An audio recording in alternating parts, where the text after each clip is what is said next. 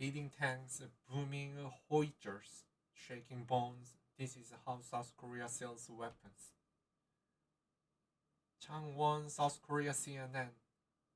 With a blinding yellow flash and a conclusion that shakes the bones, K9 shell-propelled howitzers launch artillery shells onto a hill that's just been hit by rockets fired from helicopters.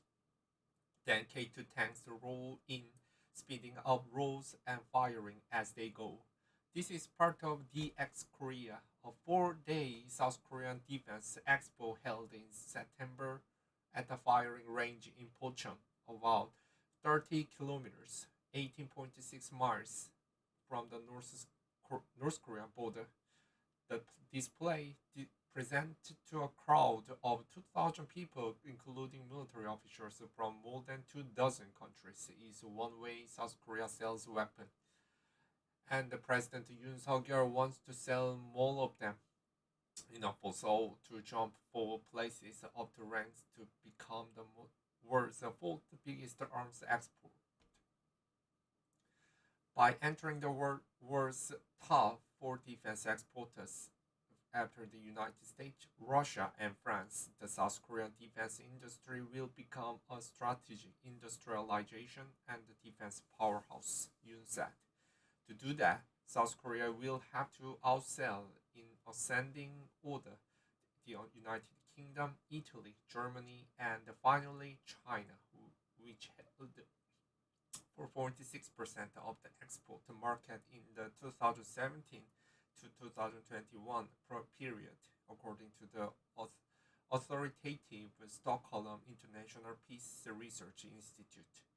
That's no easy task, yet Seoul is already well on its way. From 2012 to 2016, it had just 1% of the global market. It more than doubled than in the following 5-year period, capturing 2.8%, by far the largest increase among any of the world's top 25 arms exporters. In 2021, it sold $7 billion worth of the weapons overseas, according to the Export-Import Bank of Korea. And the South Korean defense industry believes that it has the arsenal to grab an even bigger slice of the pie. The push for self-reliance. South Korea's weapons export have ballooned in recent years, but the country has been building its arms industry for decades, spurring on by its troubled relationship with its northern neighbor. As of 2020, military expenditures represented 2.8% of South Korea's gross domestic product, according to CPRI, well above the 2% threshold is considered a minimum by many US allies. The North Korean threat has given us a good reason, a motivation to make sure that our weapons are very good, says Chun In-bum, a former lieutenant general in South Korean army. Technically, the Korean War never ended because the document that stopped the combat in 1953 was an armistice, not a peace treaty. In the first decades after the fighting ended, South Korea's defense was heavily dependent on American troops and weaponry. Things began to change in the 1970s when the US was distracted by the war in Vietnam and the Cold War with the Soviet Union. South Korea began to take more responsibility for its own defense and invested $42 million in the US military aid in factories to produce M16 rifles, according to South Korea Development Institute. By the end of the decade, Korea researchers under the direction of the country's National Defense Science Institute has succeeded in making all basic weaponry, according to the 2014 KDI report, with the ever-present threat from the North Seoul initiated the national defense talks to people pay for the development of the modern military, including the armored systems and the other military equipment that Korean defense companies are marketing today. Weapons and Ukraine. Back on the hillside after the live fire demonstration, prospective customers listened intently to the pitches of the South Korean representatives. Delegations had arrived from as far afield as Mexico, Thailand, Nigeria, and the Philippines. An Indian general asked for the ranges of the weapon on display. Qatari officials inspected 2K up close. Conspicuously, conspicuously, none of the potential customers were from Ukraine. But that doesn't mean South Korea's armed industry isn't seeing a role in Ukraine's war with Russia. A U.S. defense official told CNN this month that Washington intends to buy 100,000 rounds of artillery ammunition from South Korean arms manufacturers to provide to Ukraine. The rounds will be transferred to Ukraine via the US, allowing Seoul to stick to its public pledge that it would not send lethal aid to the war-torn country. In a statement issued after the planned purchase was first revealed in the Wall Street Journal, South Korean Defense Ministry said it had not changed its position on shipping weapons to Ukraine and that it believed that the end user of the ammunition was the US. Russian President Vladimir Putin has said late last month that South Korea had decided to send arms and ammunition to Kiev, would which ruin our relations with them, a claim denied a day later by President Yoon. A South Korean presidential decree that enforces the country's Foreign Trade Act says each export can only be used for peaceful purchases and shall not affect international peace, safety, maintenance, and national security. South Korea is also a signatory to the United Nations Armed Trade Treaty, ratified in 2014 with the intention of keeping close control on who gets weapons and under what conditions they can be used. Ukraine is a signatory but hasn't ratified it. But the planned UN ammunition transfer isn't the only way the influence of South Korea's arms industry will be felt in Ukraine. In September, South Korea signed a deal with Poland for its biggest arms sale ever, in which it will supply Warsaw with almost 1,000 of Hyundai Rotem's 2K tanks, more than 600 of Hanwha's K9s, and dozens of fighter jets from Korean aerospace industries. The deal will enable Poland to replace many of the weapons that Warsaw has sent to Kiev. Poland needed weapons to defend themselves, and that's exactly what we're providing, Chun says. We Koreans understand that without weapons to defend yourself, the end result is a tragedy. The city designed with defense in mind. The constant threat of the North Korean attack is one region military production lines are established in the southern port city of Changwon, the cradle of South Korea's modern arms industry. The city is in the natural basin, surrounded by mountains on all sides, making it easier to defend. The city's main road, Changwon-dae-ro, has a 14.9 kilometers stretch that can double as a runway in times of national emergency. At its southern end is the Changwon National Industrial Complex, established in the 1970s and home to the Hanwha Defense and Hyundai Rotem factories, where artillery pieces and tanks tunnel up the assembly lines. Overseas orders are rolling in this year. Notably, the landmark deal with Poland, which the Korean Defense Industry Association estimates to be worth 15.3 billion. Hanwha put its share of that agreement at $2.4 billion, its largest contract for the K9.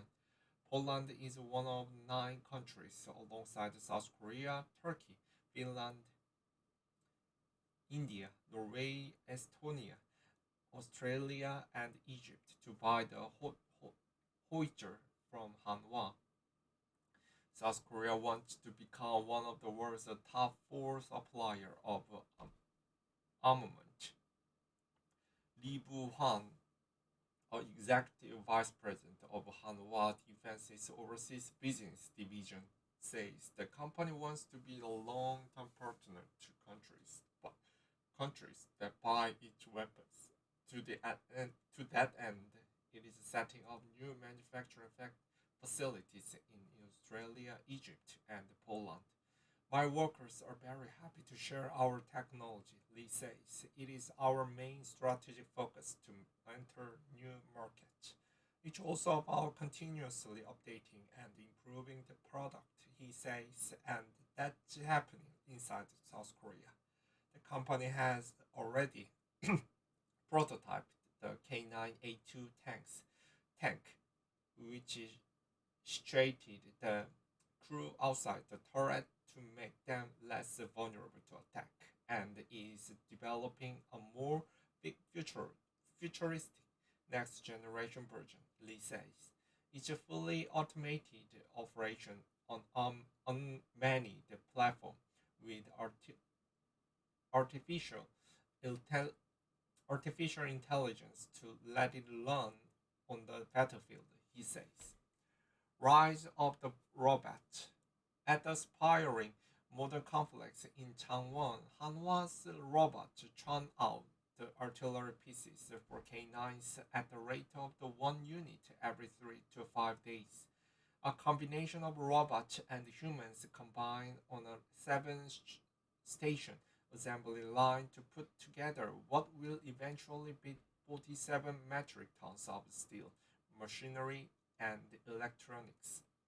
One robot more than 2 stories high wields a turret, the brightness of the white hot procedure lighting up the cavernous assembly building. Further down the line, another robot bores holes in the green painted steel, switching bits automatically as it goes about its work with the accuracy of 1/10th, one of 100th of the millimeter, thinner than a human hair, according to Hanwha defense official.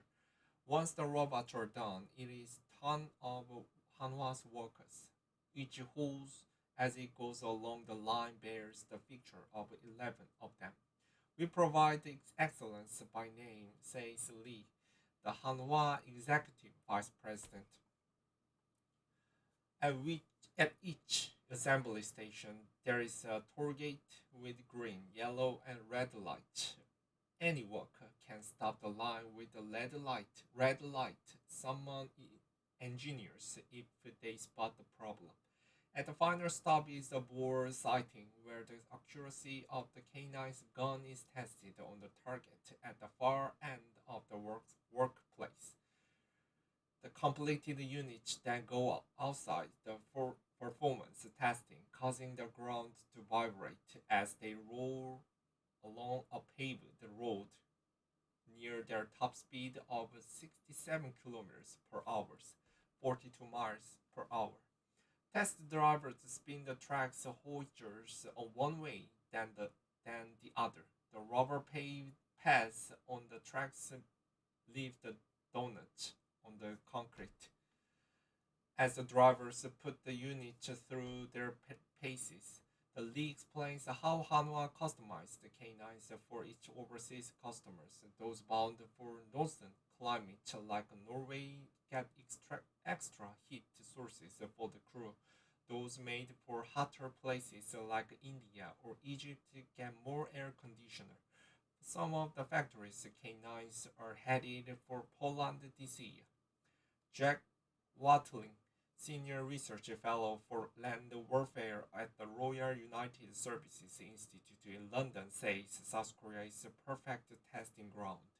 Each seasons range from deep fridge winters to monsoons and summer heat of 30 degrees Celsius or higher, and it has both the flat and mountainous terrain. That is a pretty unique set of complex variables in terms of having a vehicle that's reliable across climatic conditions, Watling says. And that's attracted foreign buyers, he says. Just a few miles from where the K9 artillery pieces are being tested, the K2 tanks at the Hyundai Rotan factory are being put through their paces. Again, the latest customer is Poland. This is our first time directly exporting our K2, says Kim, the Hyundai Rotan vice president. Orders from South Korea's military keep the K2 assembly line busy enough. But the Polish order means Hyundai Rotan can add capacity. This is essentially buying a new car off the lot. In the tank world, you can't quite drive your new K2 home that day, but you get the idea. The most important thing is that it is currently being produced, Kim says. The important US market. The Hanwha defense has its eyes on one market in particular, the United States, the world's largest defense market. We want to enter the US market with support from the US local company, and also we want to contribute to the US Army and the US local defense industry, says Lee, the Hanwha vice president. In 2021, US military spending was $801 billion, but South Korean weapons and ammunition export to the US accounted for only $95 million, according to the US Commerce Department. Overall, US military spending was more than the next nine countries combined, according to CICPRI. South Korea ranks 10th. But the South Korean defense industry should be seen as the partner that complements its American counterpart rather than competed with it, Chun says. That massive US military budget includes a huge expenditure on top shelf items. That's not what Seoul is selling, he points out. There are portions of the spectrum of weapons that the United States does not make because they feel they don't need to. It doesn't mean the profit for their industry. That's what we are targeting. The systems that we have sold to Poland are exactly those kinds of systems, he says. I'm hoping that the United States understands that this is the partnership, Chance adds. The United States makes the greatest and best weapons in the world, he says, but they don't make all of them. CNN's Oren Lieberman contributed to this report.